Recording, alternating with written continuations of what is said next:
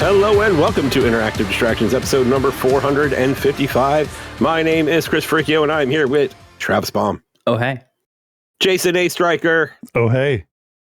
And the man, Jeff Chorney. What up? No. Oh, hey. And today we got some distractions that we're going to talk about, and then we're going to jump into some backlog talk. So that's going to be fun. But beforehand, there's a few things going on. Jeff, you said that something's going up. What's up, man? How are you doing? Oh, just I had my birthday this week, so Yay! we did Happy some, birthday! You did. Happy birthday. Yeah, You're what, 29 again? Yep, Something like that? nailed it. Nice. No, I'm pretty You comfortable. don't look a day over saying- 28. Thank you. I feel pretty comfortable telling people I'm 40. Holy shit, so- Christ. Wait, just now 40? Welcome to the 40 club. Yeah. Congrats. yeah, dude. no, 40 again. Hey, Jason. Yeah. My wife turns 40 in June. I know, me too. That's so weird. Tanya joined the 40 club this year, last year. Yeah, exactly. That's the way it is. You just keep turning 40 over and over again once you get. So what did you get do for your 40th birthday? Right. We didn't do too much. We went out for dinner. We were originally going to go downtown, but we were supposed to get like a snowstorm, which actually is hitting right now.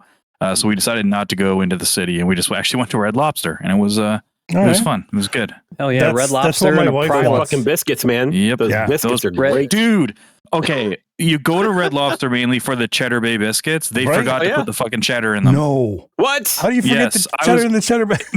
Exactly. Table I'm sitting there. flip moment. Holy shit. I was Raise the eating ruckus them, in and there. I'm like, there's no cheddar in these. Like, what? Did you tell them There's to no way. remake them? So I had another one because, as you It's my do, fucking you birthday. eat another one, and I was like, fuck. I don't think Go make there's some- cheddar. It's my birthday. And then I'm sorry, they're like, It's fucked like, up. did you guys change the biscuits? There's no cheddar in there. And then she kind of like Don't tell looked me they all ran out. bashful. No, she just said that Okay. they forgot to put the cheddar in that batch. And I was like, oh my God. And then she was like, it's okay. We'll bring you some out. Once they make a new batch. I'm like, all right, fine. But by the time that was gonna happen, like I was full. Like we ate and everything. I was like, past son of a cheddar bitch. biscuit time. Yeah. It's like, oh, we just left out the most important ingredient of the cheddar biscuits. Yeah, exactly. Now they're just baby biscuits. Like you do. Yeah. They're like a slightly step above Popeye's biscuits when there's no cheddar in them. It's like, okay. So Red Lobster and a Prilosec. That was basically birthday night for you. Yeah, that was it pretty much. And ladies and gentlemen, that's birthday in your 40s right there. That's pretty much what if you're like 25 and rip raring to go and you're killing it on your birthdays, get ready. Hold on to your butts because shit gets boring real quick. Real quick. Until they go check your shit, literally your prostate, then that's no fun. So, I haven't done that yet. yeah. It's not too bad. yeah.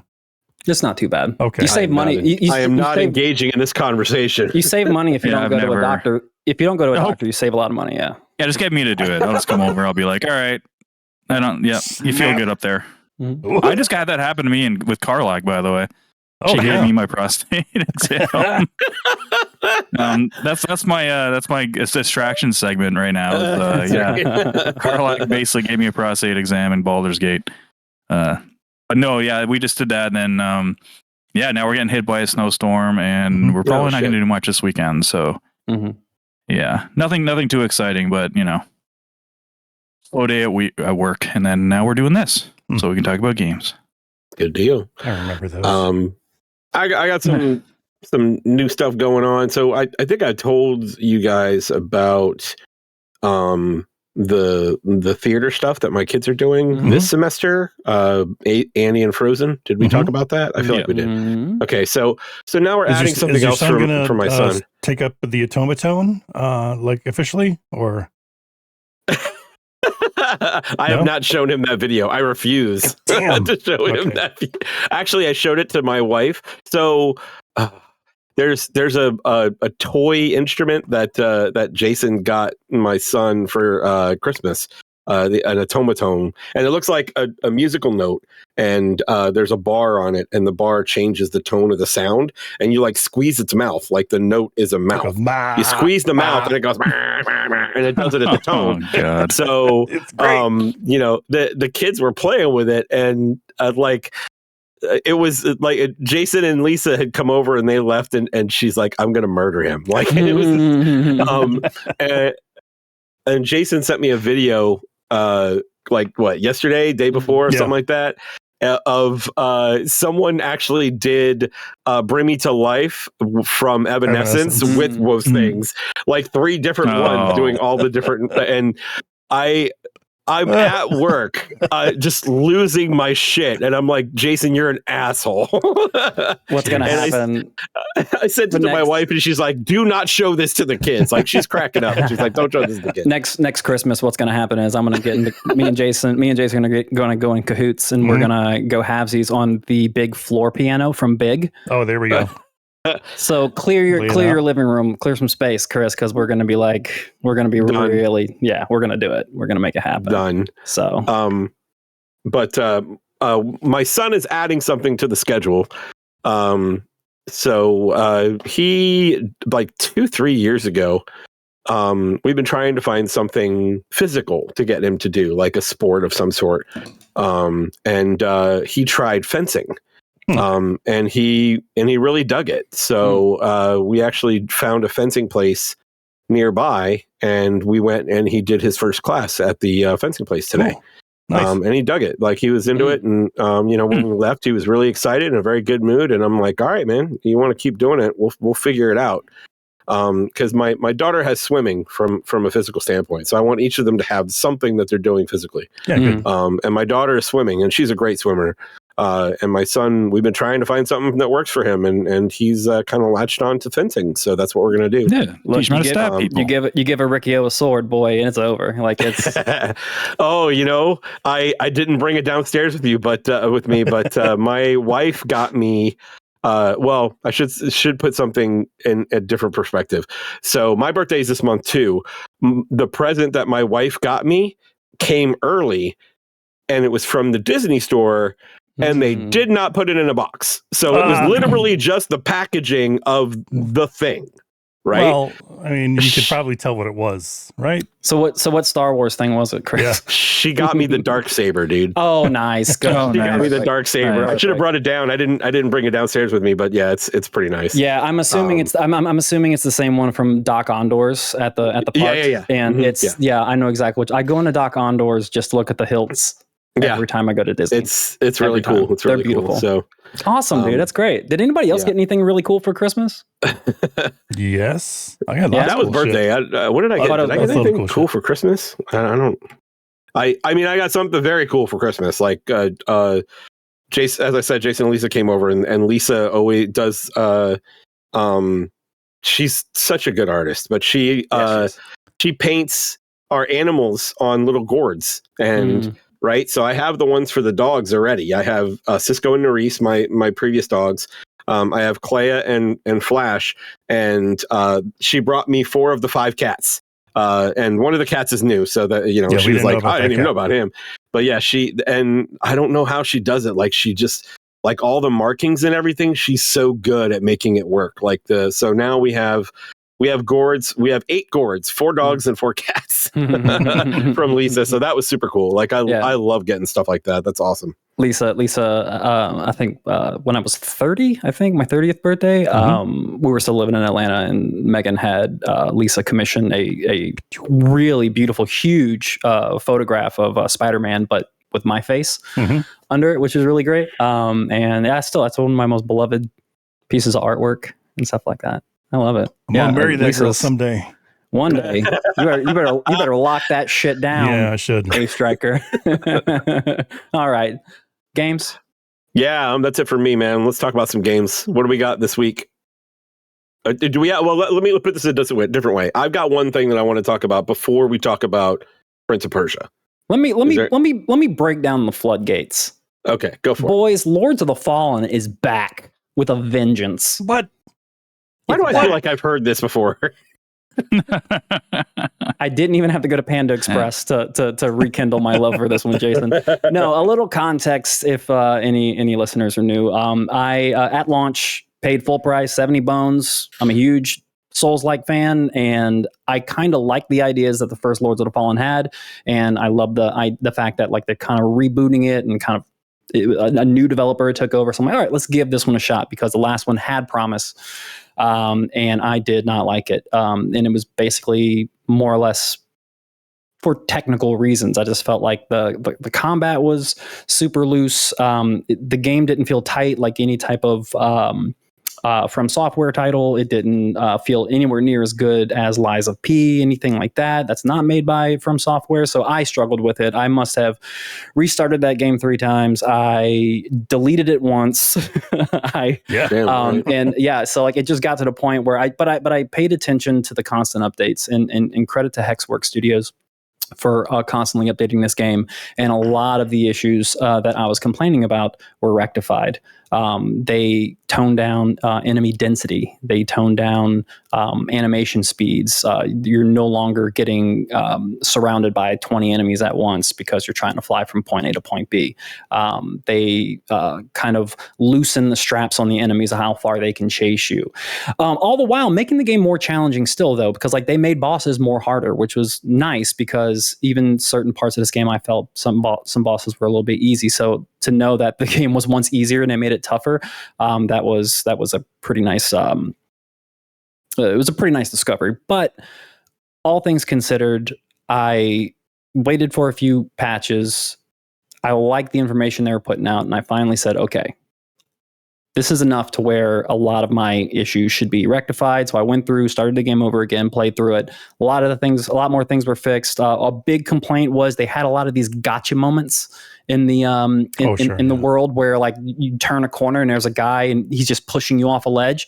And there was one level early game, like the second or third dungeon that you go to in the entire game, and there's like 8 or 9 of these moments, and they were so aggravating.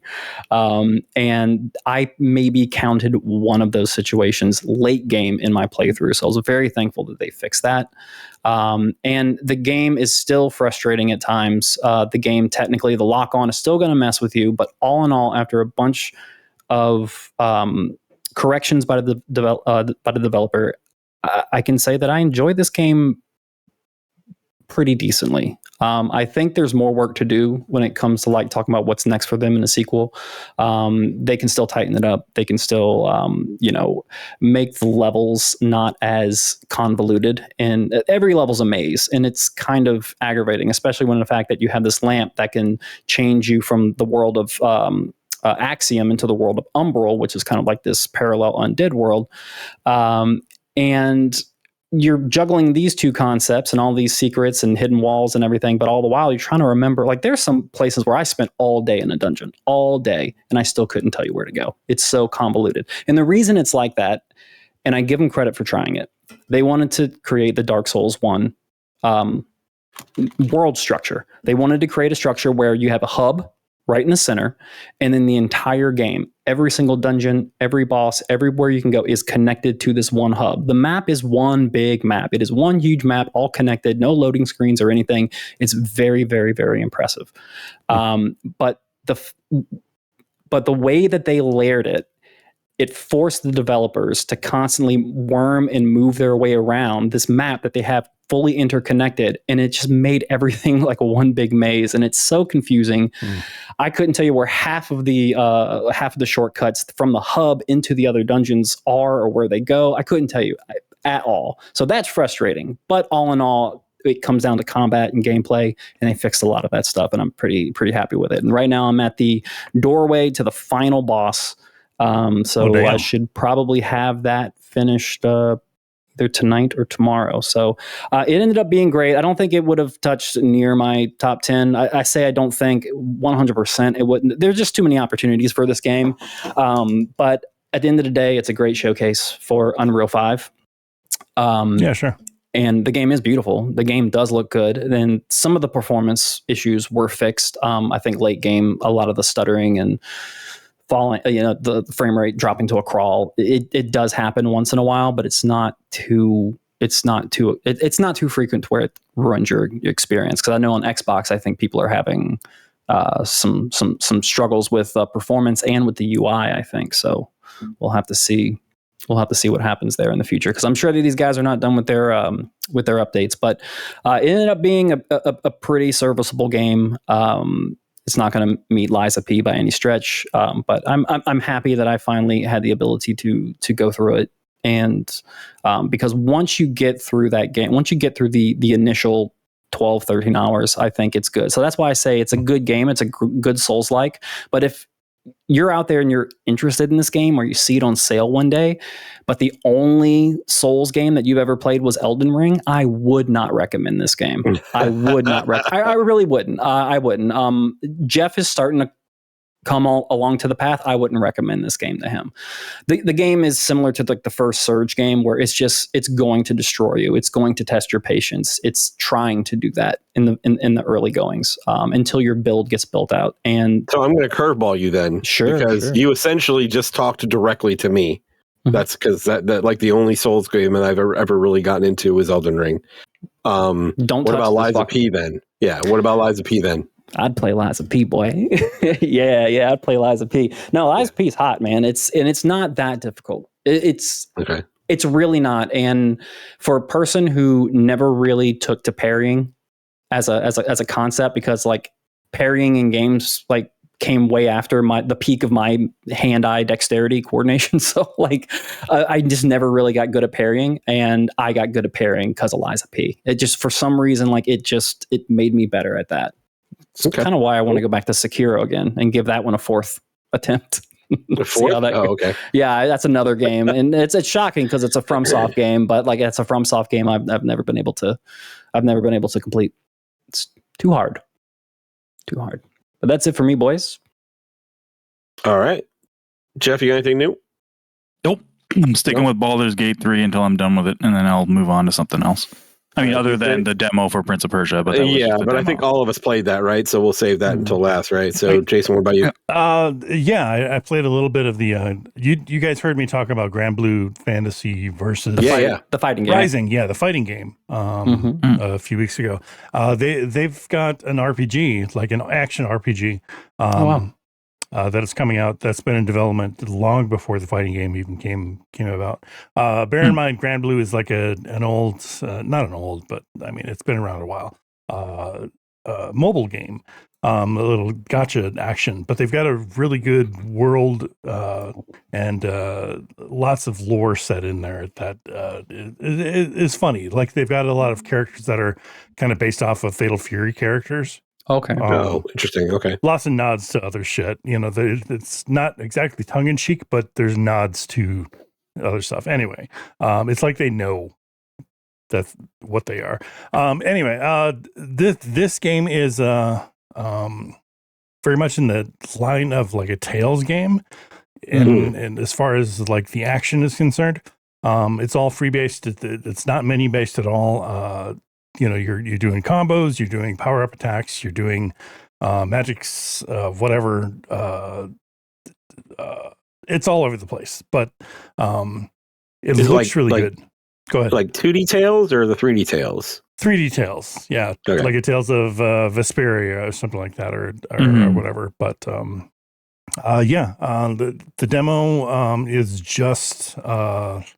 There's a tutorial, there's a story-based mode, and then there's like 3, like, go fight this horde or whatever. So you get to get a good taste of what the game is all about. I don't know. It's free. Go check it out. Looks good.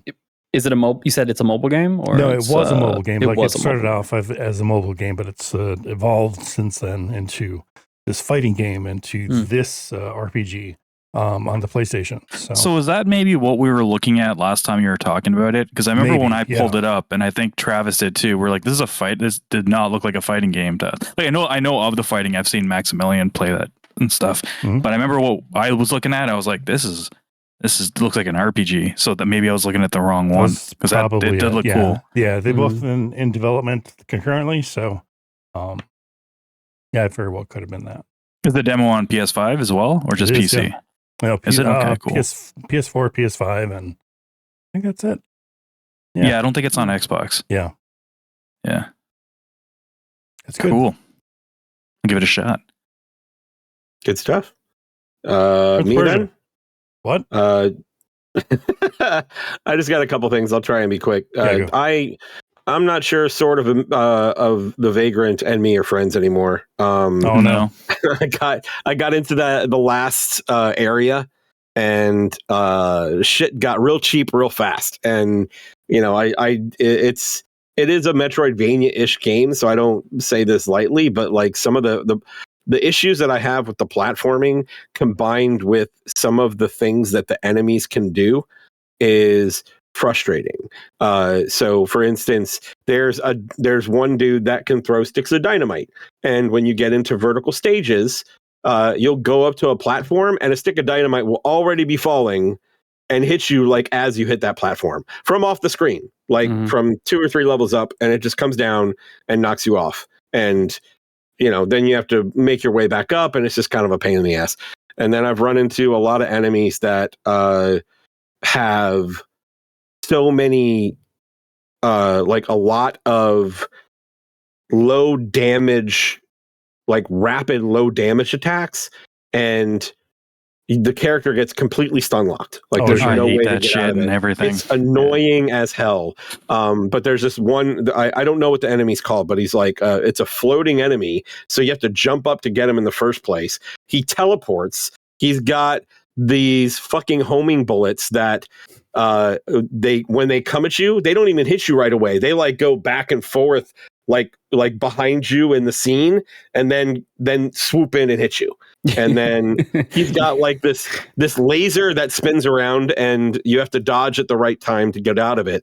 And then when he teleports, he leaves like 4 mini-me's to come after you, and those are some of the enemies that can stun lock you. And not only can they stun lock you, you don't flinch them at all when you hit them. Oh, that's it's so funny. It's so funny, it's Chris. You're really frustrating. You're saying all this. You made 3 specific complaints about 3 specific enemies in this game, and I would have swore to Christ that you were complaining about Lords of the Fallen. I swear you would have. I'm sitting here and I'm like, yeah.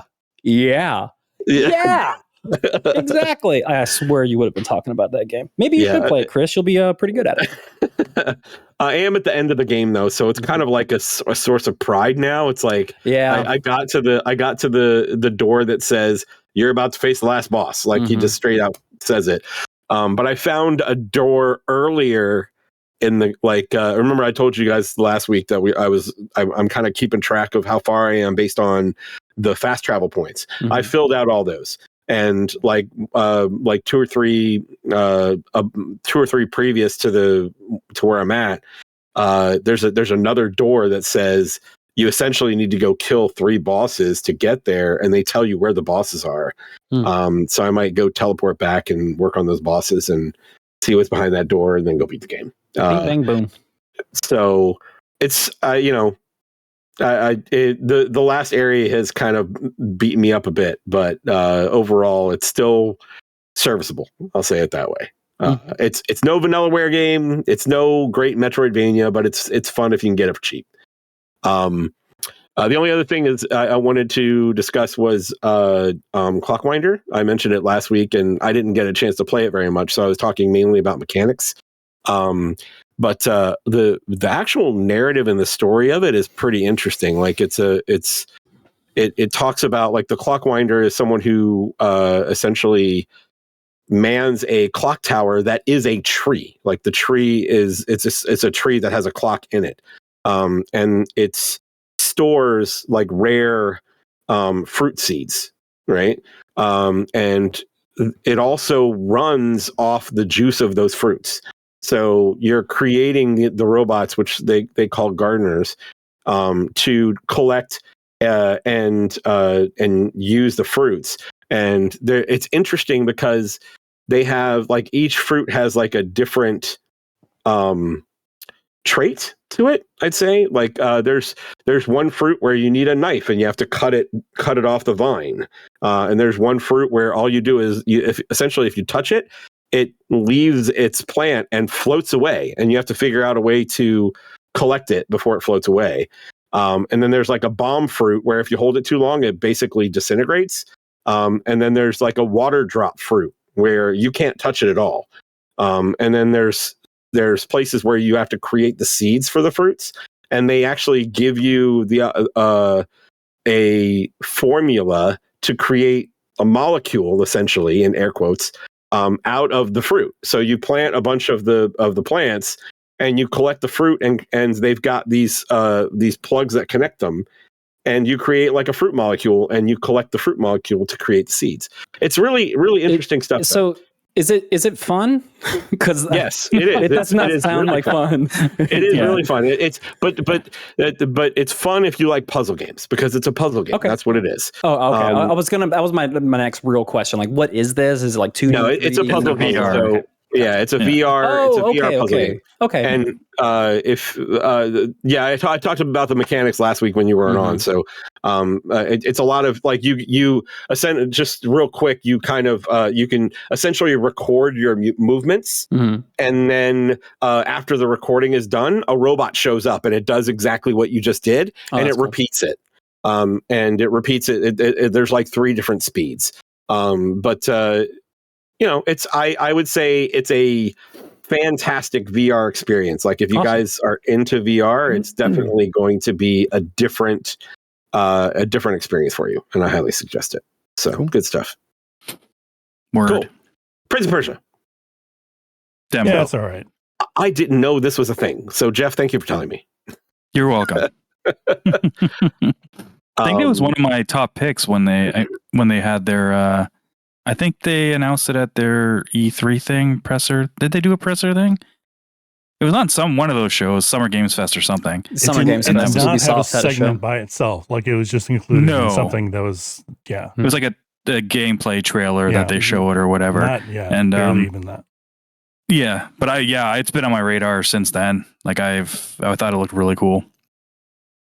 But you guys, they released a demo. It comes out next week. I think next Tuesday. Yeah, next Monday week, or Tuesday. 18th. Sure, I still have the game up. I think it's the 18th. It's the 18th. Yeah. So I was happy that they I was still kind of worried because Ubisoft, and they've been kind of Ubisoft for the past like decade, and they've kind of been on a bit of a dry streak for originality, and not saying this is totally original, but it's a good fresh take on Prince of Persia, and I think it really, really works.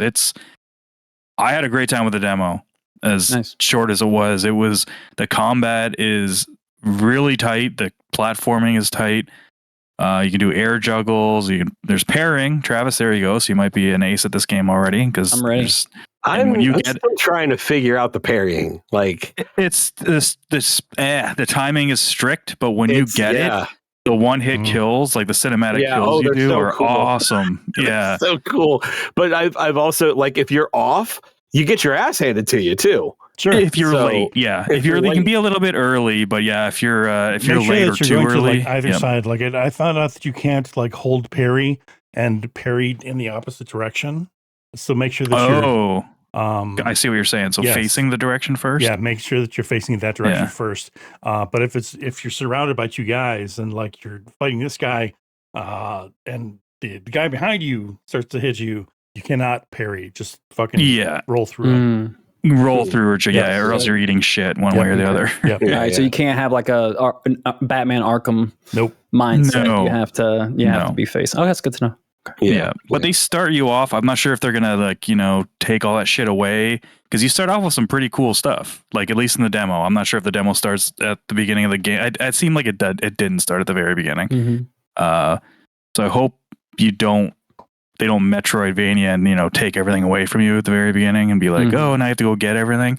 But it's cool, man. Like, did you guys all finish the demo? Well, I'm guessing Travis hasn't played it yet. I didn't know it existed, so yeah. Oh, okay. I did finish the demo. Yeah. I will. I want to. I actually just pre-ordered it. So nice. I do want to reiterate how tight the platforming is. Like I felt like that was really impressive. How it was very easy to get my wall jumps right and to get it is Prince of Persia, and it's a 2D Prince of Persia. So if you remember back to 2D and Prince of Persia, there's tons of traps, tons of spikes, tons of all that shit. And the platforming was good enough where it didn't as long as I saw it, I had a good idea of how I could get around it, and I didn't run into a whole lot of problems with the platforming in that respect. So, and they put buttons in the right area, so it felt natural. It's like, and it was never fumbling with the controls. So how is the combat? Is it just like light attack, heavy attack? You can like hold. There's actually only one attack button, but you can hold to charge. There's a one melee attack button, and then there's one ranged attack button. Ranged attack. And the ranged is you can do arrows, and if you hold it down, he uses his what is it called? Like it's like the ball thing. I don't know what it's called. Yeah, it's almost like a boomerang. But really, really cool stuff. And you have special moves and stuff like that too. Like holding down the left trigger will give you different specials with triangle or square, Y or X, depending on what you're playing on. Okay. And holding the attack button during a combo will do different things depending on where you do it. So there's like one if you just hold it down, the attack button, he does this like energy wave with his blades. And then if you do it like in the middle of a combo, like before you finish the combo, he rears back and like stabs forward with both of them and does extra damage with it. It's like they do a good job of making it a I'm not going to say it's a complex system, but it's not just button mashy. They do a good job of making it less button mashy with just one button, which is pretty impressive. Which is good. Yeah, it keeps it more like a Devil May Cry, where it's like you don't want to be too mad. You still want to string together like your correct combos and stuff. So and you got to be smart with how like some enemies will have a shield, so you have to get behind them, and you can slide under them, like between their legs, and go on the other side. Like up in the attack button does the juggles and can like deflect attack. It's pretty cool. And one thing this game does, which is fucking brilliant, and every single game in this genre has to do this after seeing this, and I know what you're gonna say. It's something that like I've done this before in real time with games like this, but because like when you're playing on like any console, it's just kind of what's the word, like cumbersome kind of to go back and look at your screenshots. But it gives you a great song. It gives you a option to, if you get to a spot that say you don't have the item to get by, like you don't have double jump yet, or you don't have whatever move it is to break stuff below you, you can hit down on the D-pad and it takes a picture in the game. It places it in the map in the game on an icon, like an icon. So you bring up the map and has an icon. You just hover over the icon and it shows the screenshot you just took. So it's like you can be like, oh shit, why did I mark this again? Why couldn't I get? Awesome, that's cool. Because so much. This is one of the main reasons I have not beaten Symphony of the Night, because I'll see an area like, oh, there's a spot over there that I don't really remember why I can't go there, and I'll go all the way over there and then be like, oh yeah, I still don't have the thing to do this for it. And this just kind of alleviates that. This is a fucking genius move. There's always been like there's a lot of Metroidvanias that allow you to put like markers or something there, like a colored marker, like a little chest or something like that. But like to be able to actually take a screenshot and put it on the map so you can go and look at it, like fucking genius. How has this not been thought of yet? Really, it's been getting better over time. But I think this generation will be known for like the generation of accessibility, faster load times, great menu options, quality of life improvements that are kind of like to the point where developers need to start thinking outside of the box to make games a little bit more comfortable for people, and something like that. I think that's brilliant. That's actually, I can say I've never thought of that as like a possible option to like make. That's what I mean. It's like it seems so simple and so obvious. It's like, and it's like when I saw it happen, I'm like, how is this? How are we just now getting this in 2024? It's like, how did we not think of this beforehand? And it's like, and it's funny too, because by comparison, while I'm playing Sword of the Vagrant, I get to a chest. And they're bitches about it because they tell you to open a chest, you attack it. But there's certain chests that if you try and open it by attacking it, it ruins what's in the chest. So fuck that shit. Ooh. So it's like you have to find a specific key, and there's no way to label the map to the chest to be like this one's Yeah. So and this like this is just genius when I saw them. Oh, dude, I like it's. Go ahead. Go ahead. I was just gonna say, like, I think it's a great direction for the series. Like, it's not gonna, the budget's definitely not gonna be like $100 million like games are now, and Ubisoft doesn't have to make it their $50 game in US, right? It's $20 under your. It is $20 under. Game. Yes, it is. Yeah, and I think this is the way they should go. That's pricey for a game of this stature. I hope. Metroid Dread was more expensive, I think. Yeah, Metroid Dread was but come on, that's a Nintendo game. We can't. I don't think we can give it a slide. I don't think Nintendo should get the pass either. I think it's more like Bloodstained was 60. Yeah, and there you go. I will argue until death that it was worth it. It was a good game. Oh yeah, definitely worth it. I love Bloodstained. It was great. But yeah, it's Jason wasn't a fan. Jason, you weren't sold. It was not my symphony. No. Okay. Well, yeah, it wasn't a symphony, but maybe that's why I beat it. So yeah, I beat it. Yeah. Actually, no, I didn't beat it. Maybe I should add that to my list. I got to close to the end. Well, yeah, the demo sold me. Like, I was kind of worried, and then after playing the demo for 10 minutes, I originally wasn't going to beat the demo. After 10 minutes, I'm like, no, buying it day one, like for sure. And they actually give you like a bit to explore too. It's not like it's the demo. It's not just one area. Like there's I think that there's at least 3 or 4 areas that you get introduced to, and then there are little exploration areas, but there are also areas that you can't get to yet. So they basically tell you, you're not going to get to this area. I did end up playing the whole thing today, and because it cuts off right when you're about to get into a big fight, and I was like, and then it just kicks right into the trailer, and it was cool the way it does that, but it was also like, okay, I actually it's probably for the best that I don't fight this right now. But yeah, can't wait. Yeah. You get to the end of the demo, and the boss, the entire intro for the boss comes out, and then it's like, he roars at you, and then it just cuts and goes to the trailer. I'm like, fuck you guys. I was like, oh, sweet, I'm going to fight a boss in this. And then I was like, oh, no, I'm not. Never mind. I don't even think I'm going to play the demo.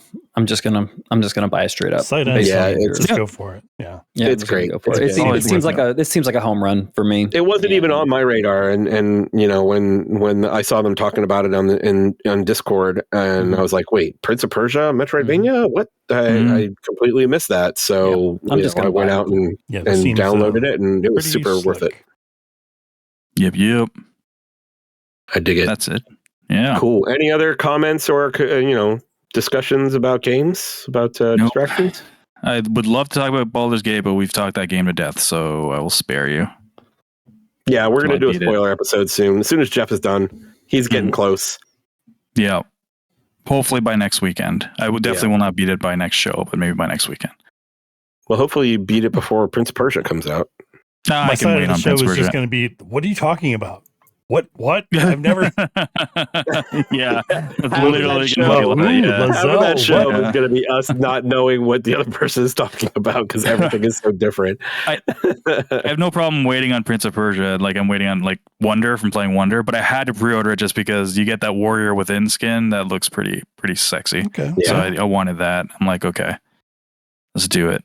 Cool. Let's do some backlog talk then. Oh shit! Well, we got some news. We got a little bit of news. Oh, do we have news? Okay, we do have news. Yeah. I'm sorry. Yes. No worries. So Xbox announced their developer direct. It's happening next week, also on the 18th. Actually, the same day that Prince of Persia comes out. No, this can't be right. Prince of Persia's out on the 15th, I think. No, 18th. It's the 18th. Prince of Persia's the 18th. Yes. Yeah. Oh, it is. So it is a Thursday. Okay, gotcha. I'm excited for this one, guys, because there are 2 games on this developer direct that they're going to show that I wasn't even sure was going to be this year.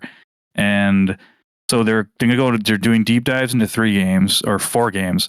The 4 games are Ava History Untold, which is not my type of jam. That's like a Civilization type thing. Yeah. So they're going to show that. Hellblade 2, which, nice. hell yeah. Okay. Avowed, which I thought was going to be maybe next year, maybe end of this year. But they updated their Twitter and it says 2024. And that'd be a big release for them. Yeah, it's the Obsidian joint, Chris. It's the one that's, Outer Worlds. Oh, yeah. It's their version of like basically like Skyrim kind of, but it's in the, what's it called? What's that game? Pillars of Eternity universe.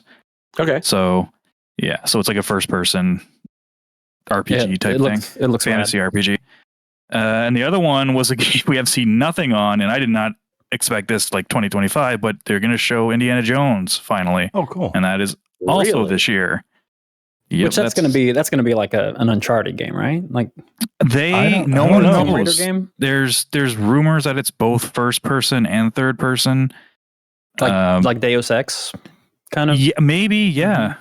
Yeah, that would be kind of a good way to do it. I like how they messed around with the different perspectives in that game. That was really good. It was kind of cool. And it's the only thing we really know is like Todd Howard in a interview basically said that it has a bunch of elements that they've been wanting to do in other games and stuff for a long time, but haven't had the chance. So that's all we know. We've literally seen nothing on this. We just know menuless travel. Yeah, menuless travel. Yeah, that's a good start. That's a map would be good. Yeah, good looking NPCs. Yeah. I can go on. I could keep going. But this is the machine game, so I'm looking forward to that. And they're made with a bunch of people that were ex-Starbreeze people, and Starbreeze makes really good first-person stuff, and so do machine games. So I haven't thought about Starbreeze in forever. Man, I'm gonna be honest with you. Yeah, but it's Indiana, so I kind of want it to be more third-person. So I don't know. I'm looking forward to it. And another thing is they shadow dropped Hi-Fi Rush last time, so of course people are talking. Are they going to shadow drop something? Yeah, doing that, it kind of sets a precedent, right? Like I think if they did it, and I think if they did it this year again, then they have to do it every year. Yeah, I don't know about that. If they could pull it off, that could be a great claim to fame for them. Like a great little. Like for a while, you had the Apple and One More Thing that people were always getting hyped up about. Like this could be always be that like Xbox's One More Thing, because Sony doesn't really do that. They're. I mean, like I like the fact that we have all these like little streams and stuff like that, because we're technically getting more like game content versus just waiting for E3 every year. Yeah. But they are a little milk toast. I'm not gonna lie, and I'm sure it saves them money and stuff like that. But I don't know. Like I've yet to be like completely wowed and blown away by these direct style announcements. I think probably if I think back, Nintendo does a good job. I was gonna say Nintendo probably had like the best one. Yeah. But I just miss it depends. I miss the pageantry. I miss the stage. I miss the spectacle, the crowd getting hyped. Yeah, you're still gonna get that in Summer Game Fest, like we will, but year. Like it's. I don't know. It feels different. I like them. I can't wait. I think it's gonna be good, and I think they have the rumor of the Shadow Drop, or what people are speculating is Double Fine's new game, but I don't expect that either. Okay. So anyway, that's next Thursday as well, 3 p.m. Eastern Standard Time. The DualSense version 2 controllers have started to pop up on Canadian Best Buy website. This was actually brought to our attention by Crayman in our Discord. Thanks, Crayman. But other people have been reported on it. But apparently the new PS5 controller is going to have 12 hours of battery life now. I'll see it when I believe it. So, I mean, great. Should have been there day one, but that's awesome. How do you guys feel about what do you guys get out of those controllers these days? I've been doing a lot of gaming marathons lately, so I would say my DualSense probably lasts about, like, straight through playing, about 4.5 hours. Okay. 4.5 hours, I think, is usually the average. But I have 2 controllers and a charge dock. So same here. I don't complain about the charge time.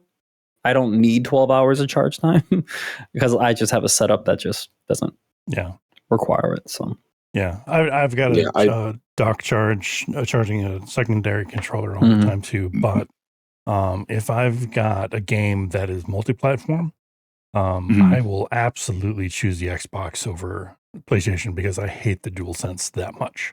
I can't fucking stand that controller. I hate it so much. I can't disagree more, man. I think it's one of my favorite controllers. It is god awful.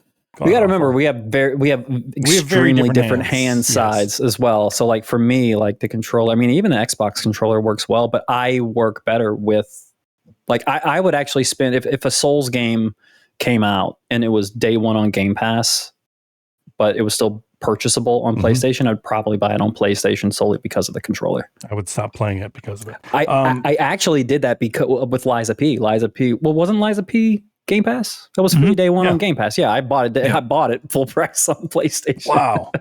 for the controller. Yeah, that was the reason. Worst. It's the worst. You're welcome to your opinion, Jason. I'm just not a fan of the sticks. Right. The sticks I can deal without, but everything else is okay. And I don't think the battery is as bad as some people say. I used to think mine only lasted about 3.5 hours until like I said something on Twitter once. I'm like, this is like seriously ridiculous. Like I think it was around when Ragnarok came out or something. And I'm like, I can't even do like an average play session when I have like a day off without having, and again, I have the charger too and another controller. That's not an excuse. Like these things, like the batteries, these are $90 in Canada, by the way, even like without the new battery. Like it's like $100 for a controller, and I think they're like $70 there, aren't they? Yeah, they're expensive. Yeah, so I have a charger, I have another controller, but that's an extra $130 on top of the controller that comes with it. But then people would be like, oh, well, when do you usually like switch? I'm like, yeah, usually when I get your battery is running low. But I had so many people tell me like, oh, well, there's kind of like a glitch or a bug. It actually lasts like an extra 2 hours after that. And I was like, all right, I'll try that. True, and it actually is pretty accurate. Yeah. So it's... I think the only issue that like, I honestly, between the Xbox and the PlayStation, there's not a whole lot of difference. And we actually had this conversation on Discord, right? The biggest difference for me is that I've grown to like the placement of the shoulder buttons better on the PlayStation. I don't know why, because I don't like the bumper trigger as much as I like the two buttons that are just there. I'm with you. We were family. The issue was that we were family once. We're allowed to disagree, Jason. But the shoulder button, disagree. You didn't talk about that before. That's new information. So the one big thing I'll say about the PlayStation controllers is those fuckers are fragile as hell. It's like, come on. So I'm gonna talk about a weird gaming session. I was playing something one day, and it was late at night. So when it's late at night, I start to drift, right? And to avoid drifting off, I will kind of lean forward and I'll get into that, this is game serious. Intense game repose, right? Yeah. And I kid you not, I was playing and I started to drift off while I was playing like that. And I woke up because I dropped the controller from the level of my knees onto the floor. And broke. And now my triangle button doesn't work. What the fuck? Like, these things are fragile as hell. My main controller, or the white one that came with it, it still works. It still works for the most part. Well, it still works. I'll say that. But for some reason, one of the springs on the right trigger is not attached anymore, so it doesn't fully engage. Like, it doesn't snap back all the way. So all it takes is my finger to basically touch it, and it goes off. And whereas the left one has like some resistance that you have to put on it to get it to push it in. So just fucking fragile, man. It's like, make these things more durable. That's what I want to do. Especially for I don't give a shit. I don't give a shit about the battery life. I'm going to be honest with you. I have never run out of battery in one gaming session because I'm sorry, I don't play that long. Yeah. I don't play that long. I don't have the opportunity to do so. And as you guys said, I've got a charge dock. So I've got two controllers in a charge dock. And I just put it back in the charge dock and I flip them out. But dude, come on, give me some more durable controllers for $70 fucking dollars. Give me a break. They do feel hollow in certain instances. Yeah, I can agree with that. The only issue with charging I ever had this gaming generation has been the goddamn Switch. That's the one that like just drives me banana sandwich, like holding that thing up in like handheld mode. Okay. I was constantly having to charge that bad boy up when I was playing. I barely play handheld. Yeah, that thing's app centered. Yeah, but their controllers last fucking forever. And the Xbox Elite controller lasts forever. Yeah, the Pro controllers. My Xbox Elite controller, I think I charge maybe once a week. It lasts fucking forever. It's got a little magnetic dock that it came with. It's fucking awesome. What, your Pro or your my Elite? I guess. Oh yeah, I have the dock thing too, but I don't have it hooked up anywhere, so I just use a USB-C. Yeah, it's actually right here, but I need to plug that in. I've been needing to do it since I got it over a year ago to plug it, so I can just put it on there, but I've not done that yet. Yeah, I've never bought one of the Elite controllers for anything. I was gonna buy one of the PlayStation ones until I saw that the battery life for those aren't that great either, and I was like, okay, well now there's like, I'm like, nope, oh thanks. Let me tell you about 8-bit No. Yeah, with these Saturn style controllers and the 6-button layout. that shit's good. Oh my god! That reminds me of my first pad that I used to play. I had a Street Fighter pad.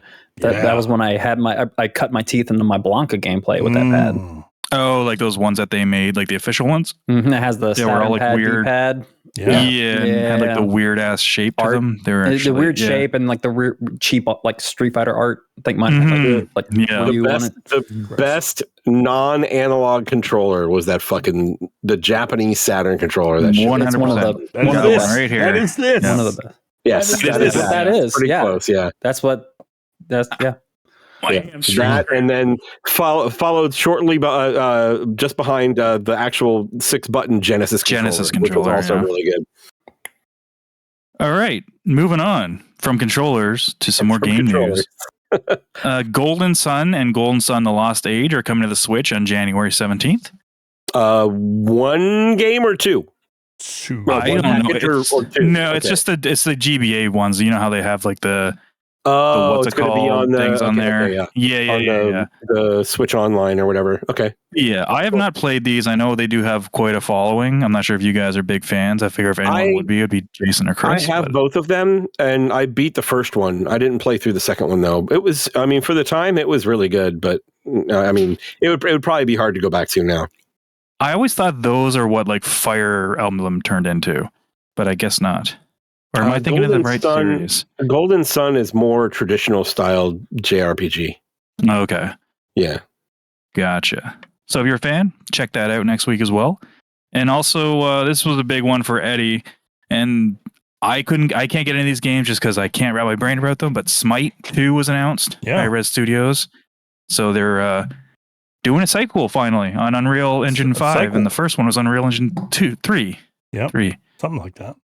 Yeah, so they're going to have alpha testing in the spring of this year. What's weird is they're going to run that concurrently with Smite 1, which is super strange. But okay.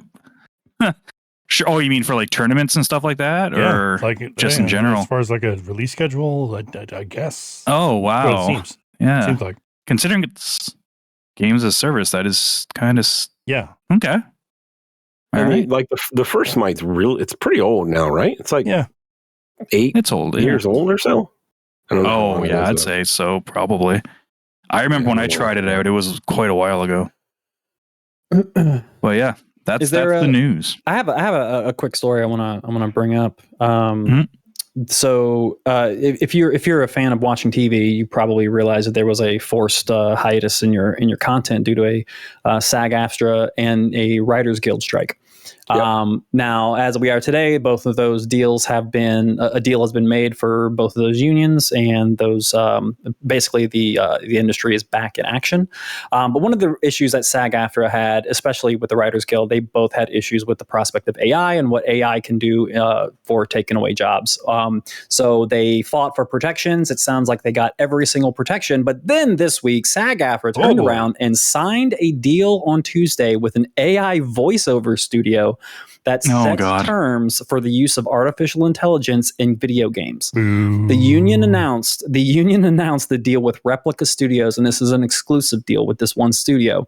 With Replica Studios on Tuesday at CES in Las Vegas, Duncan Crabtree Ireland, the union's executive director, said that the terms include informed consent for the use of AI to create digital voice replicas, as well as requirements for the safe storage of these assets. Fucking gross. Did they say that? So wait, if consent's needed? If consent's needed, I don't see a problem with that.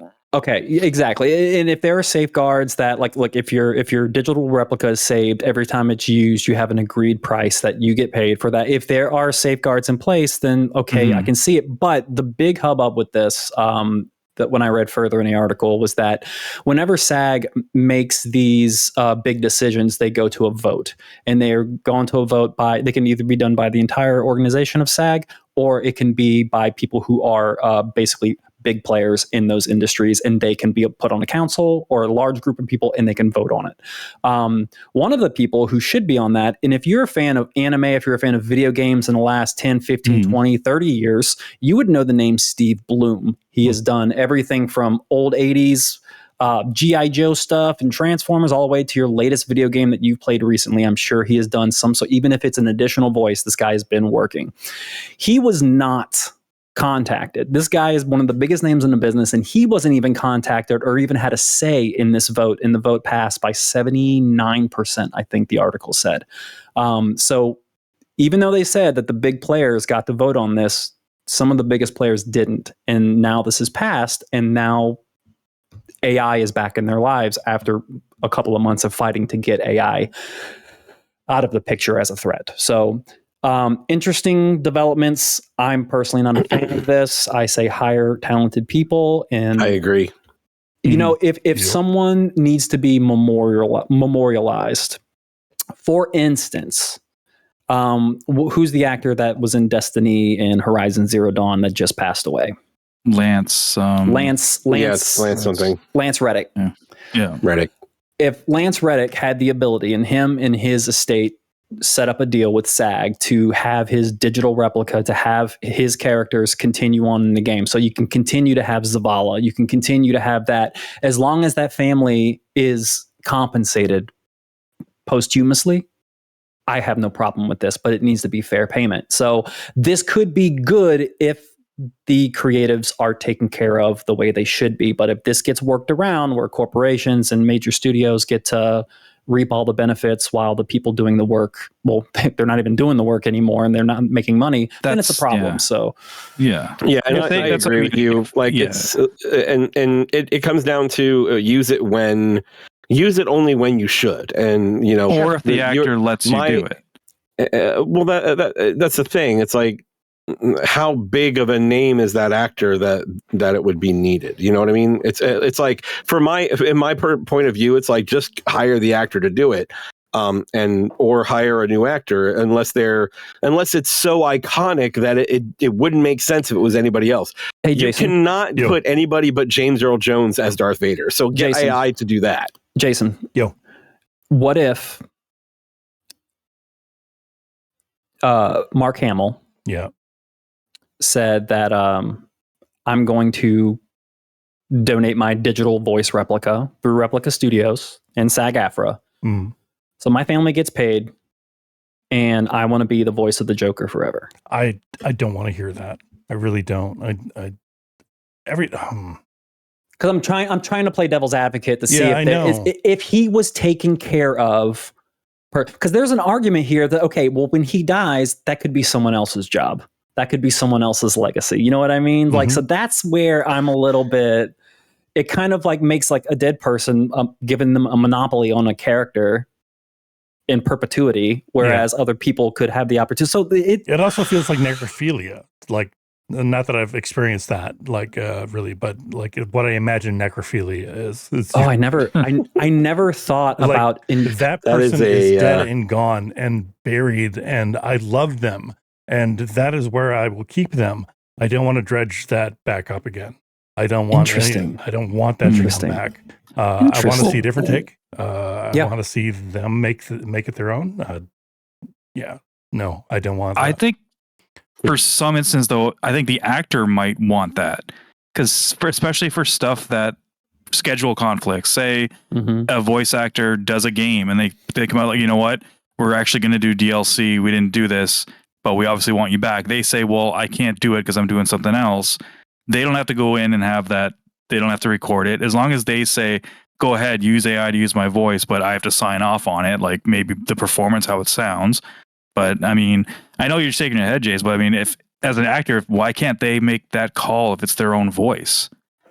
Because as a consumer, like it deadens the soul of that performance. Like, but what if you never knew? What if you couldn't tell? And the actor's like, it's like if they sign off. There's going to be instances like that for sure. But like, I look at a lot of art that comes like on Twitter nowadays, and I don't know whether or not it's AI or if it's real. art. Right. Yeah, there's some scary shit. It is, and it is deadened the fucking like appreciation of art for me in a way, because I constantly have to second guess whether or not that's real or if that's a fucking computer.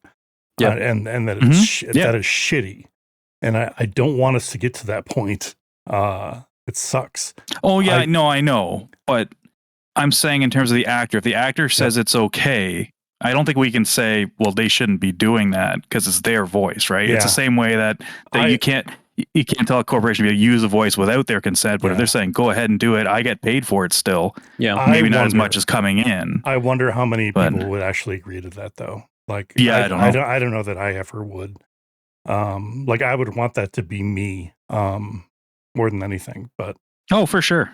Yeah, I'm not disagreeing with that. I would. I don't know.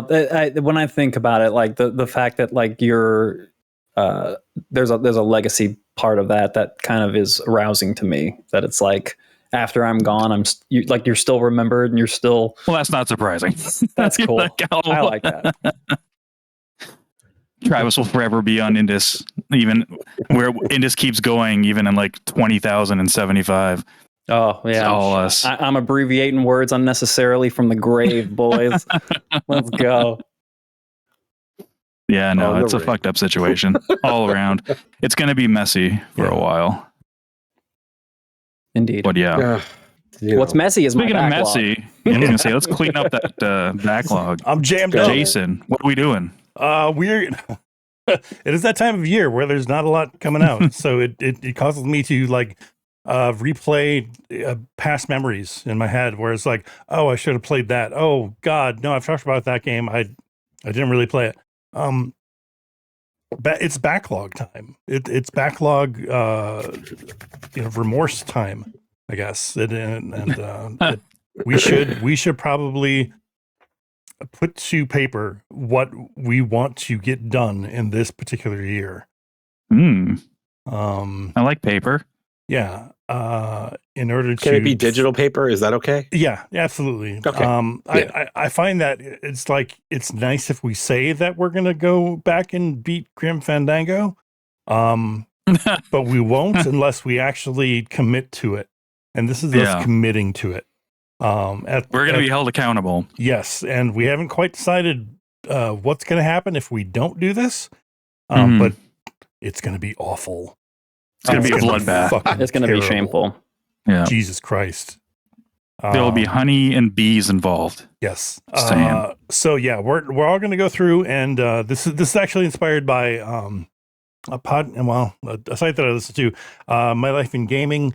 Every year they have like a year-long roundup, and they have 10 games that they picked out to play throughout the year. And they want to, these are their backlog games essentially. Nice. And they usually get through 4 or 5 or something like that. We do 10 games. Let's do 3. Let's try for 3 is good. This time around. I feel like 3 is fair. And everybody's picked out 3 except for me. I'm having trouble deciding. And Chris, I'm having trouble deciding the third one as well. Yeah, so we're gonna go down the line here, and we're gonna put out a name into the ether, and then put it onto paper. Yes. So we're gonna start with Travis. Hi. Your number 1 game that you want to beat. So number this year. 1, Plague Tale Requiem. Yes, you're gonna do it. A Plague Tale was on my top 10 list when I was cutting it down. So I'm going to start off with Tales of Arise. It's been way too long since I played a Tales game, and I'm glad that you switched to Arise too. Glad that you switched to Arise. Berseria, like I remember during the review period, I read about it, and I wanted to jump back into Tales during that because I really like some of the changes they made into the series on there. But you guys did talk me into Arise, but like Berseria would have been cheaper, but whatever. That's true. But Arise, I hear like reaches a lot of heights for new heights for the Tales series. So it's really good. Arise is the highest rated one since really fucking good. Since Symphonia. Since Symphonia, yeah. Symphonia. I thought about doing the Tales of Symphonia HD remix because it's been a long time, but it's been so long. It's been so long. I mean, there's so many new things that they've done with Tales. From what I understand, it's hard to go back. Yeah. Right. So is Vesperia still on Plus? or no? Was it ever on Plus? I don't know. I'm not sure. Mm. I'm not sure. But yeah, number one for me, I'm gonna do Tales of Arise this year. Okay. All right. That's Jeff, RPG. That's big. I do, and this one's been on my backlog for a very fucking long time, and I don't think I've ever gotten more than halfway through just because of the way I was playing it. And the last time I played it was on the Game Boy Advance, and that's Final Fantasy VI. So that's shit, yeah.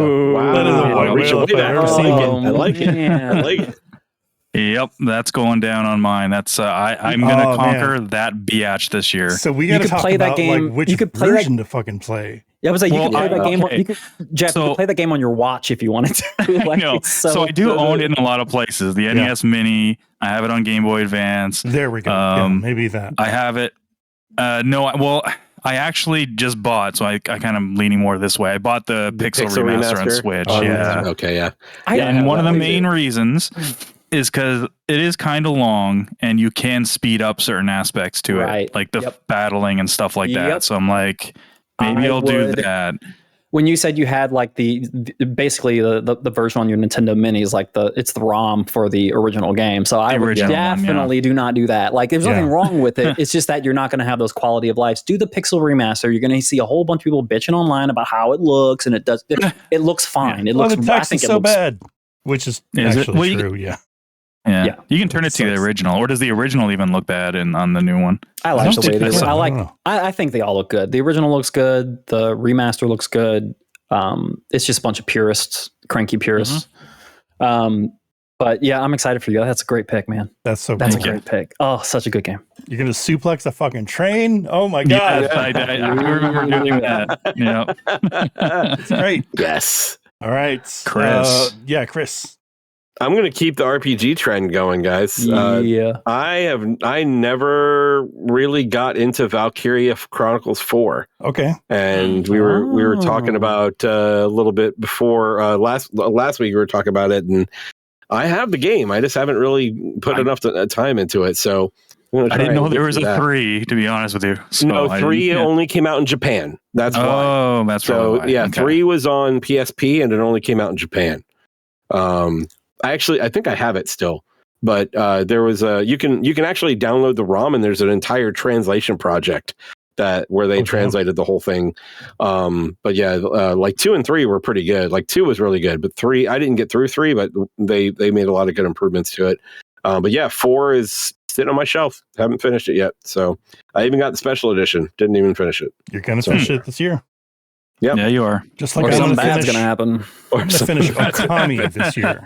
It is on record. It's on record. So Okami is something that has eluded me for many a year. I love the look of that game. Everything about it I should fucking love, but I have not gone through and played it yet. I have tried to play that game 3 times. Yeah. And I don't know why. I'm in the same boat. Like I love everything about it, but I can't. I've never been able to get through it. Yeah. What are you going to play that on, Jason? On PC, I think the HD version. Yeah. Gotcha. That's just for convenience sake, and I don't think there's any difference between the HD versions. No, the only thing I was going to say, if you still have a Wii, because some of the drawing stuff might be cool with that, but I doubt you have a Wii hooked up anywhere. No, I don't. No. So yeah, it's just going to be right stick based. Sorry. Nice. So, it's fine like that. I played quite a bit of it. Didn't beat it though. All right, wrapping around. Travis, number 2. Kentucky Route Zero is a point and click adventure series that this developer released it.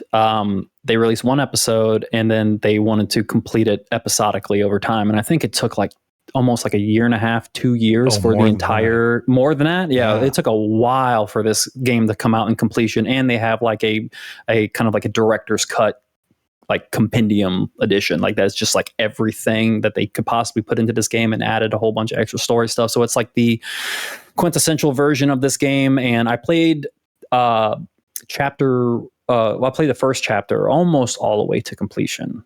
And I loved the really dark, moody Twin Peaksy vibes in this point and click adventure world. It's really, really slick of what this game, and the art style is very minimal, but still very spooky and a lot of clean lines. I saw that on Game Pass. If it's on Game Pass, great. I think so. I'd love to not spend money on that. But that's a game I fell in love with it. The little bit that I played, and I was like, I can't wait for all these to come out and just play it all at once. And it just dropped off. So it's time to bring Kentucky Route Zero back. Cool. I really want to hear about that. Yeah, I know a lot of people that are, for whatever reason, I think just due to time between episodes, people dropped off. It was a people it was that a wait. stuck with it. They really liked it. So we'll see. Jeff. My next one is one that I didn't even think of until today when a listener, someone interacted on Twitter and was like, they're going to look to play this game. And I'm like, fuck, I need to finally do that because I've tried a few times and haven't done it. And that's Doom 3. I own it on, again, multiple shit. Never beat it. And I love Eternal. I love Doom 2016. Might as well work backwards. So next up's Doom 3. Yeah. And I liked it. I just never beat it. Bring your flashlight. Yeah. Yeah. Yeah, for sure. That's all I remember about that game is dark. They patched that. They in the original one you couldn't do the hold the flashlight and have your gun out at the same time. So when they did the I guess the not a remaster, I don't know what they did with it, but like the new ones now if you get on Switch or on Xbox or PlayStation, you can do that now. That's good. Chris, you got a number 2? Yeah. Last of Us 2. Dude. Yeah. So I have not played that yet. Well, you might as well wait another month and get the updated version. Upgrade. Well, I mean, should I? Because don't you get the upgrade? Yeah, don't you get the upgrade if you have the PS4 version? Yeah, but don't play it until the game comes out. Yeah. Oh yeah. Yeah, I'll wait. Well, I'll definitely be waiting. I cannot wait. To be a fly on the wall when you play that game. Well, that's the thing. It's like I don't play a whole lot of suspense and horror, so but I do want to get through Last of Us 2 before the next season of the series comes out. Yeah, we didn't talk about it in the news, but Abby, Dina, and Jesse were all cast. Yes. So big players, players, and we have faces to names now. Good dang. I'm really excited about Abby, Caitlin Deaver. I saw her in No One Will Save You this Halloween. It was that alien home invasion movie where there's there's no script, like there's no word. She carries the film and doesn't say a word. It's amazing. Wow, it's amazing. She's so good. So okay, yeah. I got a number 2. It's kind of a big one, and it's kind of an embarrassing one for me. But Undertale. I have never played. Jason, that was number 4 on my list, and I took it off. I took it good off. Lord.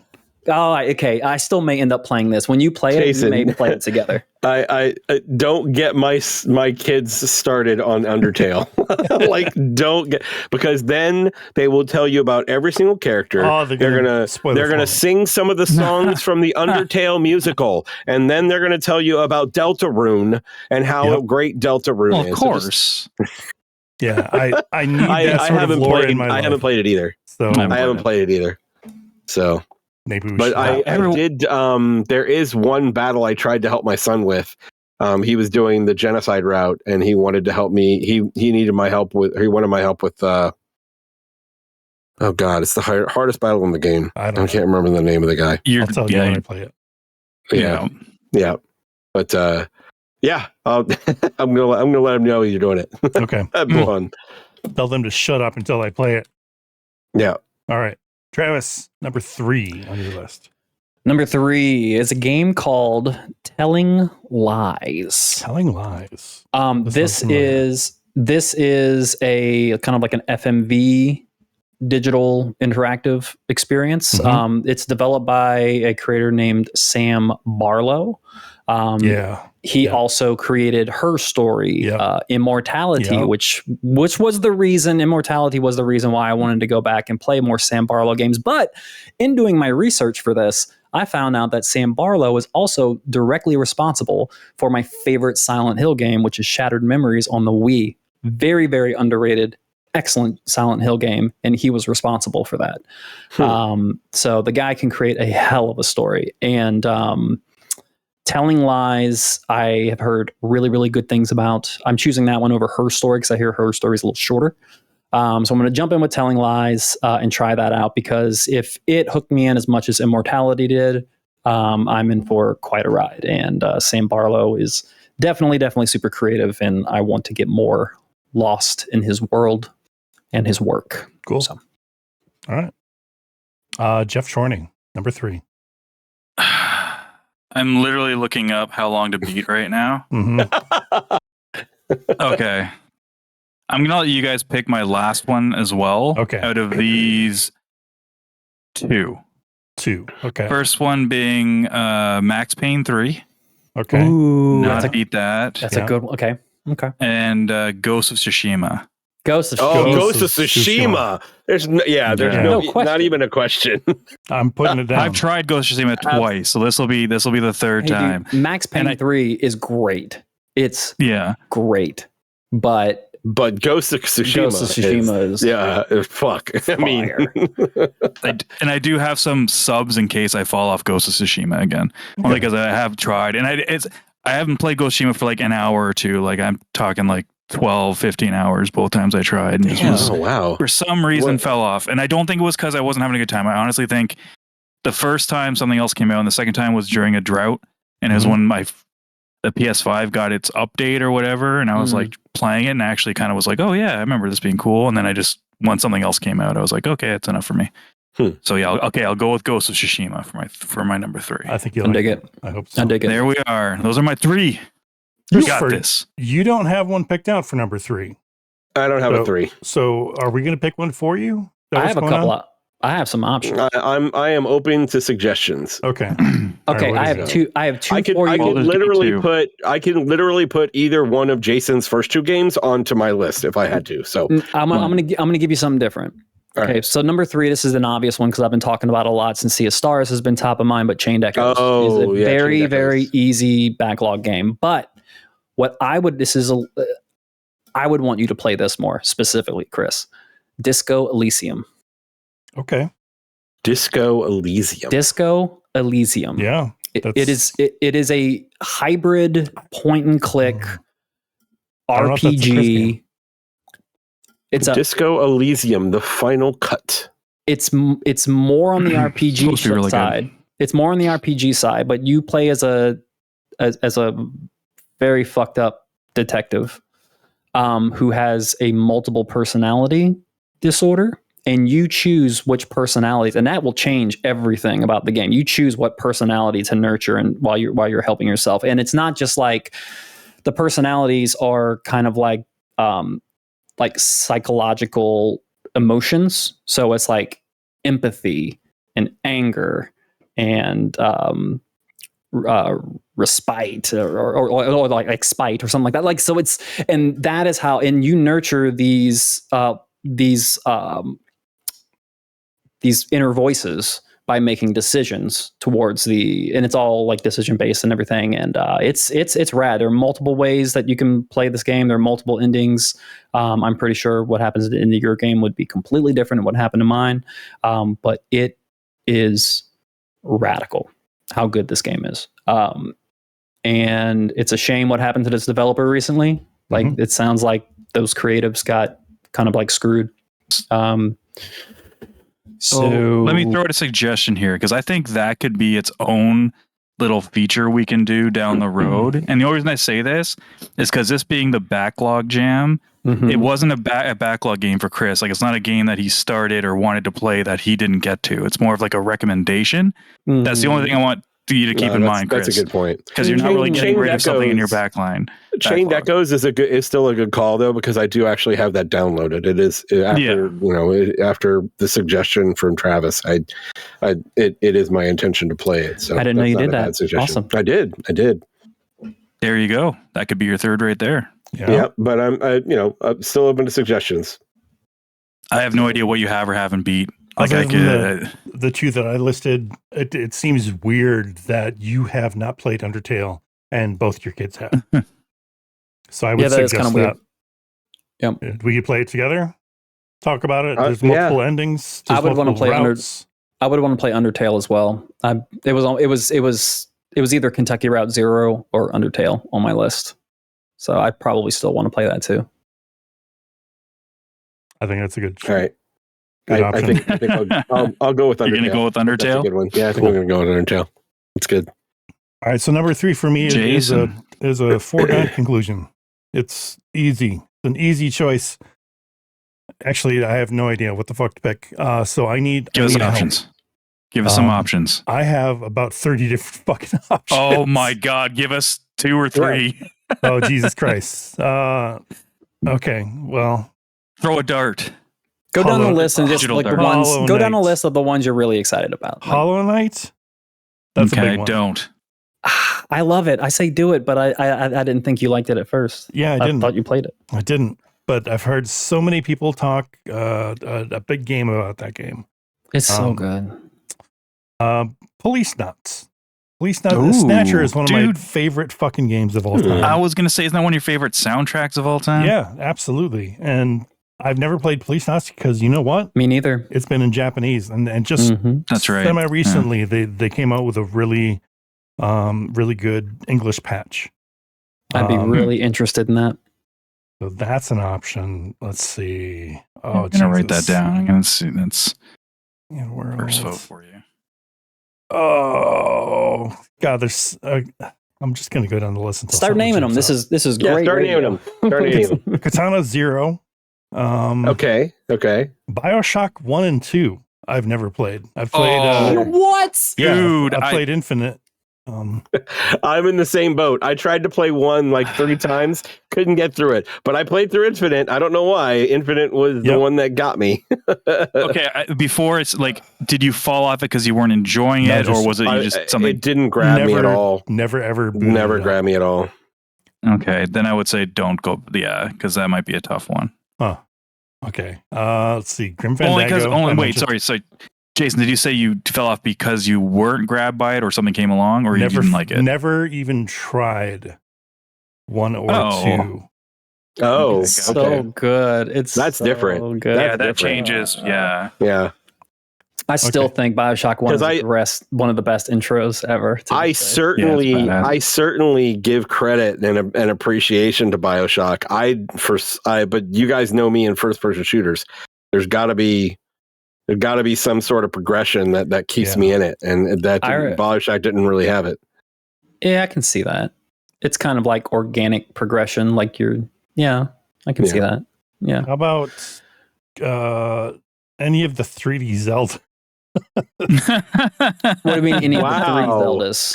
Like Ocarina, like pre Breath of the Majora's Wild, Mask, Skyward Sword, Twilight Have you played? Princess. So Skyward Sword was on my list. That was on my list. I have that in my backlog too. Skyward Sword. It was in my list. But I tried to play that on the Wii, and I was like, "Yeah, Jason, this isn't it."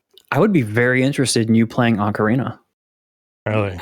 I would be very interested in it because I think it's going to be hard to go back to. It is a lot. It is a lot of people's. I'm going to tell you that 3DS version was not bad. Okay. They really cleaned up a lot of the oldness of that game. The 3DS version was good. I liked it. Did they clean up the shittiness of the water dungeon? Yeah, they cleaned up the water dungeon a bit. Did they? They cleaned up all the dungeons in that. It's not just a direct port. It's a cleaned up version. It looked good. Nice. Okay, good. I honestly, Twilight Princess is my favorite of the 3D Zeldas, personally. I did like Twilight Princess a lot. Yeah. Okay. That might be the more Vagrant PS1 Story. game. Square Enix. Wow. Got the really good look to it. I think that holds up. That was a great game. I played it about 6 or 7 years ago, and I'd say it holds up. Okay. I don't know if I'm going to agree with that, but I guess I'll let Jason decide it. Like it's like all the 3D PS1 yeah, stuff. The is hard to go PS1 back Saturn to. era 3D is tough. Those cutscenes are good though. Those cutscenes go hard. But honestly, though, like just the gameplay and the concept behind Vagrant Story, was really, really good. Yeah, it's kind of like Parasite Eve, where you get that. I was just gonna say. Okay. Yeah, I was just going to say, it's like going back to Parasite Eve. Yeah, that's an old game, but the way that game works, that game would play pretty well today, I personally think. So... Next, Jason's like Parasite Eve. Mine would be Parasite Eve 2, because I haven't played that one. You guys ever played Bully? Bully's great. I've never played it. You haven't played Bully. That's never been on my list. Jason, that is... they outdid themselves with Bully. When that came out, that was better than all the GTAs. I personally think so. I think it was better than all the GTAs of that era, of that PS2 era. I think it was the best. I do. Oh, Bully's amazing. I've got a lot to think about. How about it's amazing. Titanfall 2? No. The single player campaign.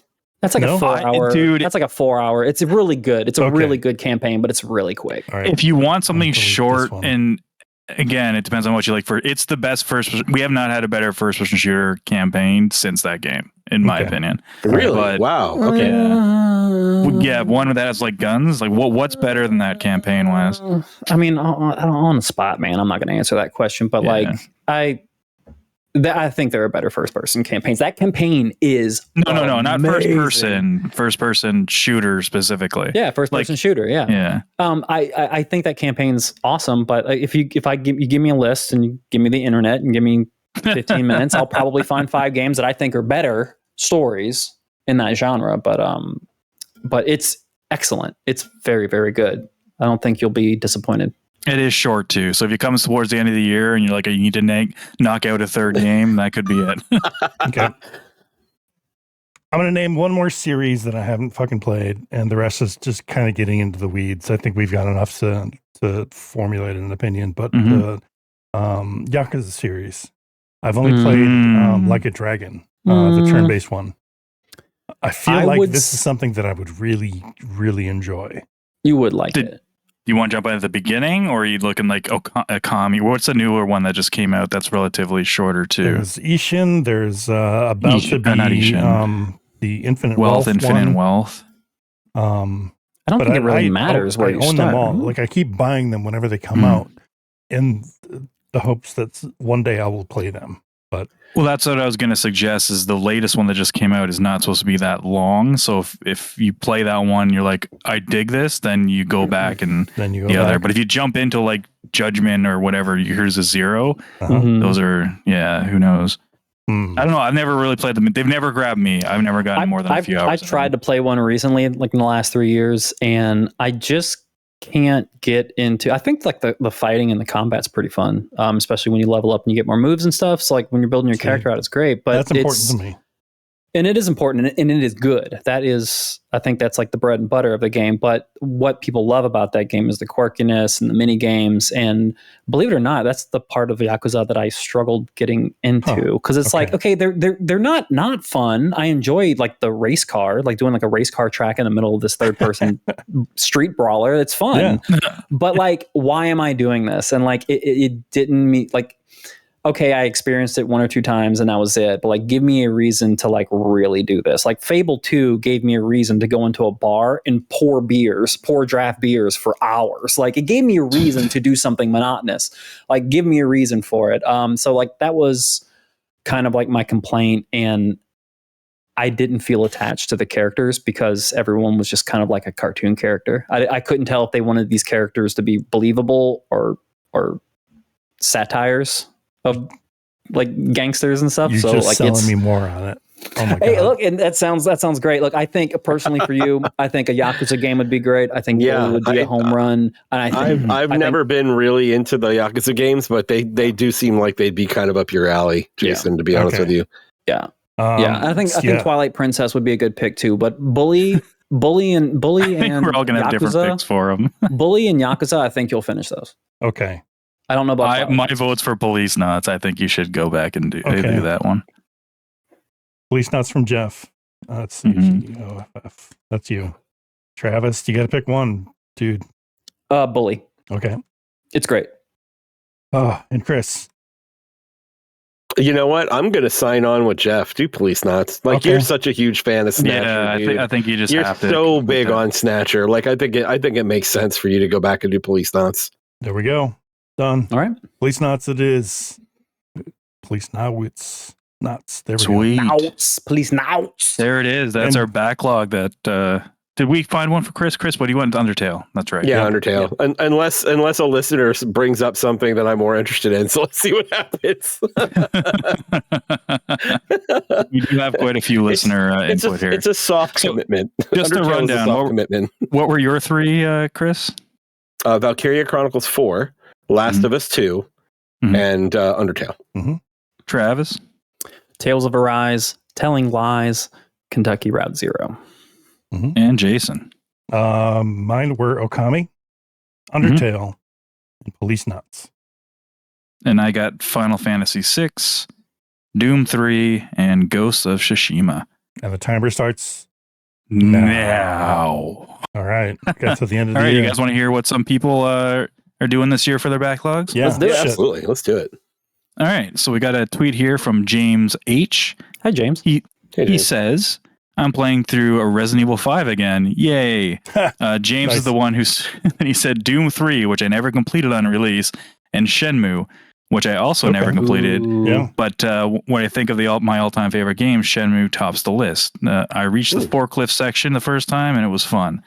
So those are 3 from him, and he's the one who reminded me about Doom 3. Thanks, James. That was good. Shenmue, another one and I was a Dreamcast guy, and I just couldn't get into that one. I have Shenmue 1 and 2 on Dreamcast, and I've never played them. Evil Pirate John. Hey, what's up, John? He says, looking at physical only, current gen, he would love to cut this in half, but here are some he started. Now, he has a stack. I'm going to go through them extremely fast and to keep it kind of brief here. But we got Tales of Arise. Okay. Yep. Tales of Symphonia Remastered. Oh, shit. Okay. That's 300 hours right there between the two. Yeah. Sure. Go ahead and throw Xenoblade Chronicles in that while you're at it. Maybe not quite that much, but yeah, you're getting up there. Oh my God, some of these are hard to read because for some reason I can't zoom in on it. Scarlet Nexus. There's another probably pretty long one. That's something I didn't finish. RoboCop. Red Dead Redemption 2. Ooh, that's a good one. Metal Gear Solid 5. I never finished that one either. Halo Infinite. The lore. Oh, wait. Does that say Lord of the Rings Gollum? You bought that, John? Don't do it, John. Don't do it. John. Don't do it. I think he did. No. John. It looks sealed still. John, I'm gonna have to check this out on Threads. He did. He has a picture of it. I'm looking at it now, but I can't zoom in on it because the way I posted on notes and it doesn't let me zoom in. I think okay. You know what, dude? I hope you get to that, and please write in and let us know about it. It's going to be so bad. It's going to be so bad. Final Fantasy Crisis Core Rebirth or Reunion. Fallout 4, Elden Ring. These are all really short Elden games. Ring, man. Vernal Edge. I'm not sure what that is. Oh, that's so good. Spider-Man 2, Forspoken, Final Fantasy 16, Demon Souls remake, and Dead Cells and Castlevania. Ooh, that's a lot, man. He's got a physical. He wants to cut it in half. He wants to cut it in half this year. Wow. Okay. I am very interested to see how far you get. I am. That's keep us very updated. ambitious. And we will be updating you got on the some show. long ass games. You got some long ass games in that list. Thanks, Sean. We got another one from Gavin on Twitter. He's actually one that reminded me of Final Fantasy. He's playing through it now too. Nice. But he's Baldur's Gate 3. Yes. Armored Core 6. Sea of Stars. Forspoken. He said that's the first half of this year. The second will be dedicated to games of this year. I didn't finish because of the backlog. It was funny. Yeah, exactly. It's like forever moving. It's a moving target. Thanks, Gavin. Dark Magical Man. Ooh. He says, I've got so many. Seriously, I've got almost 200 games in my backlog right now. I feel you, brother. But the main ones at this point, man. the main ones at this point are Cyberpunk 2077, the Metro trilogy, that's a good one. Either the Dark Souls trilogy or Elden Ring. So I guess he's going to pick one or the other. Damn. Disco Elysium. There you go, Travis and Chris. Okay. He's got that on there. And Dragon's Dogma. Jason, that's probably his pick. Jason. You almost have to just wait and play 2, man. Like, you almost, at this point, like, there's no reason to go back to Dragon's Dogma 1. Yeah. I just don't think that's soon too. Jason, did you see that there's going to be a Steelbook probably at Best Buy for pre-orders for that? I did not. Probably going digital. Jeff, how many games have you bought just for the Steelbook? Came with the Dude, Steelbook? I bought Wanted Dead because the collector's and came with a Steelbook. I haven't even opened it yet. It is here. So you can just overturn it, right? Oh, Jesus. Look at it in all its glory. Yeah. This isn't even the Steelbook. I haven't even seen the Steelbook because how do I? Oh my God. You got it. Oh yeah. Because I haven't taken it out of the cellophane yet. But yeah.